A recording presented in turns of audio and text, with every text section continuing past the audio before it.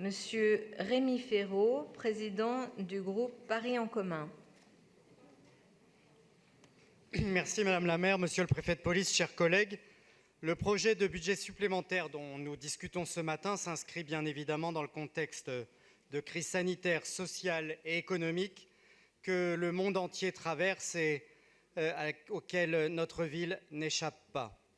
Il est à ce titre totalement inédit et reflète une partie du choc que cette crise provoque, alors que nous avions voulu ces dernières années avoir des budgets supplémentaires qui soient purement techniques et qui ne viennent pas remettre en cause les choix de l'année.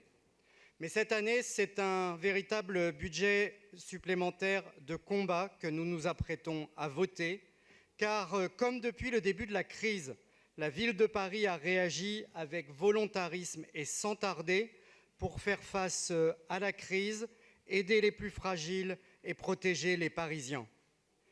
Et avant tout, ce budget de combat n'aurait pas été possible s'il ne s'appuyait pas sur des finances parisiennes solides. Je veux ainsi remercier Emmanuel Grégoire, qui était adjoint aux finances jusqu'à récemment, d'avoir veillé avec autant de sérieux sur les recettes comme sur les dépenses de la ville. C'est grâce à ce travail que nous avons pu encaisser une partie du choc budgétaire que la crise provoque. Et j'ai toute confiance en Paul Simondon pour poursuivre ce travail avec un grand sérieux.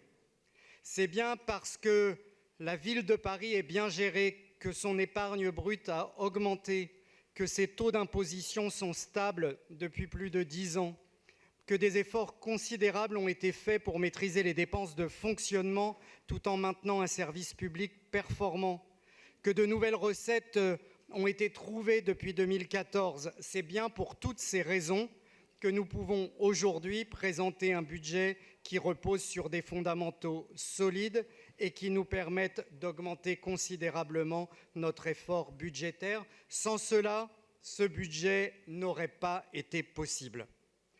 La ville de Paris n'a jamais cessé d'investir depuis 2001, portant même le programme d'investissement de la mandature précédente à 10 milliards d'euros.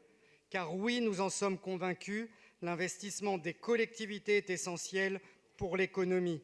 Nous ne devons pas cesser d'investir, contrairement à ce que de nombreuses collectivités ont fait, par choix ou par contrainte, car ce serait alors l'emploi, l'investissement et la préparation de l'avenir qui seraient sacrifiés. Mais pour que Paris conserve ses capacités d'investissement, il ne faut pas non plus que l'État accentue l'effet ciseau sur les collectivités, comme c'est malheureusement devenu l'usage. Or, l'augmentation des péréquations, comme la baisse des dotations budgétaires, se poursuivent cette année, comme c'était le cas avant, et comme si de rien n'était. Et malgré les discours du gouvernement, le fossé se creuse aujourd'hui, puisque l'État a prévu de verser 4,5 milliards d'euros aux collectivités locales, lorsque le manque à gagner s'élève pour elles à 7 milliards d'euros. Et à Paris, alors que le coût de la crise s'élève à 565 millions d'euros, l'État n'a prévu d'en prendre à sa charge pour l'instant que 17 millions d'euros, soit simplement 3%. C'est à la fois injuste et inacceptable, d'autant que l'addition risque d'être encore plus salée si l'État ne vient pas renflouer les caisses d'Île-de-France Mobilité, qui accuse depuis le confinement un manque à gagner de 2,6 milliards d'euros au moins.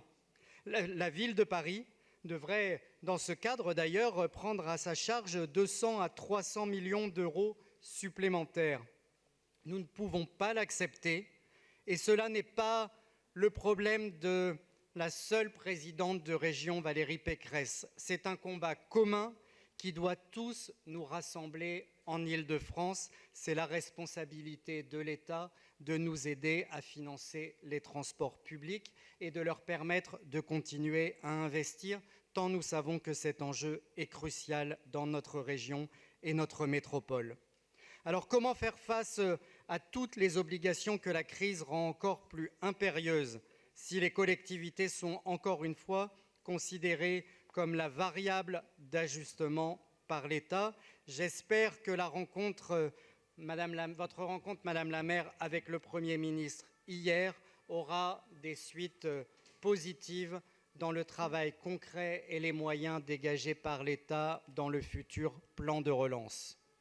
Car depuis le début de la crise, nous n'avons pas nous-mêmes fui nos responsabilités. Et comme toujours, nous avons cherché les moyens de faire face à nos obligations en proposant un vrai plan de relance. Cette crise a bien évidemment entraîné un grand nombre de dépenses supplémentaires d'urgence que nous avons dû assumer. Elles n'étaient pas forcément obligatoires, mais elles étaient indispensables. Je pense notamment à l'achat d'équipements de protection individuelle pour les agents de la ville comme pour les Parisiens, à l'achat de gel hydroalcoolique disponible désormais en grande quantité dans l'espace public. Je pense bien sûr aux contributions supplémentaires que nous avons apportées au Centre d'action sociale, à Paris Musée ou bien encore à la Brigade des sapeurs-pompiers, mobilisés sans relâche au service des Parisiens et des usagers de notre ville, qu'ils en soient une nouvelle fois remerciés. Je pense enfin aux aides exceptionnelles que la ville a consacrées aux familles en raison de la fermeture des cantines scolaires, du soutien aux caisses des écoles de nos arrondissements ou encore au financement du RSA qui a nécessité d'ores et déjà 25 millions d'euros supplémentaires en raison de la crise sociale. Le plan de relance de 200 millions d'euros que nous avons très tôt décidé est par ailleurs vital pour beaucoup de commerçants et d'acteurs économiques de Paris. Il a permis d'ores et déjà d'exonérer des loyers pour les commerçants à hauteur de 50 millions d'euros, près de 9 millions pour les commerçants couverts et 15 millions d'euros pour le secteur culturel particulièrement touché par la crise et que nous ne devons pas abandonner. Les exonérations de redevances des concessions, des droits de terrasse, des taxes de balayage représentent certes un manque à gagner important pour notre collectivité, mais constituent un geste indispensable pour soutenir un écosystème économique fragilisé. Les baisses de recettes sont néanmoins considérables pour la ville à ce stade, si l'on pense à la fiscalité immobilière, notamment à la taxe de séjour due à la chute du tourisme ou à la baisse des droits de stationnement. Nous ferons évidemment le bilan à la fin de l'année 2020 de cette baisse de recettes globales et nous espérons bien sûr que l'État sera là pour venir participer à l'effort commun. Nous faisons face, nous saurons faire face, mais nous aurons aussi besoin de réfléchir à des ressources nouvelles qui ne pèseront pas sur la fiscalité des Parisiennes et des Parisiens. Espérons là aussi que le gouvernement et le Parlement autoriseront les collectivités à augmenter les taxes de séjour pour les locations saisonnières touristiques, comme nous le demandons depuis longtemps, ou encore à moduler la taxe d'habitation pour les résidences secondaires et les logements vacants. Nous avons besoin de plus de décentralisation pour que notre collectivité, comme les autres, puisse s'adapter à sa situation particulière et prendre les meilleures mesures dans ce contexte aussi difficile. Madame la maire, chers collègues, le groupe Paris en commun votera bien évidemment ce budget supplémentaire 2020. Il marque le respect des engagements pris il y a quelques semaines seulement. Et pour réussir, nous avons besoin d'une mobilisation collective et de voir loin. La campagne électorale est terminée. J'espère que tout le monde s'en est bien rendu compte. J'espère aussi que l'État saura reconnaître les efforts considérables que notre ville déploie, notamment en faveur de la solidarité et de la transition écologique, et que pour tout le monde, pour chacun, le sens de l'intérêt général primera sur tout le reste. C'est en tout cas notre état d'esprit et notre volonté. Je vous remercie. Merci beaucoup, Monsieur le Président. Je donne la parole à Madame Dati, présidente